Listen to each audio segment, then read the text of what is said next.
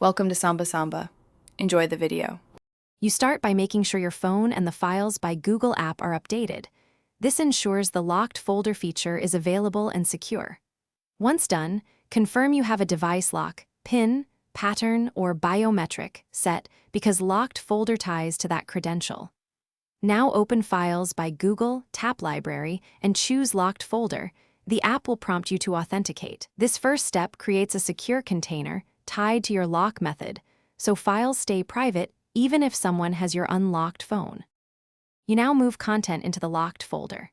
Select the photos, videos, or documents in Files or Photos, then choose Move to Locked Folder so the originals are removed from public view.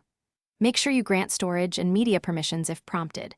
Without them, the app can't relocate files. Also, consider why you're locking files.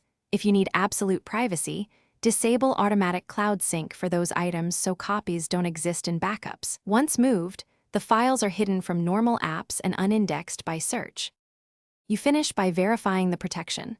Lock your screen, then unlock and open Files' right arrow locked folder to confirm access requires your credential.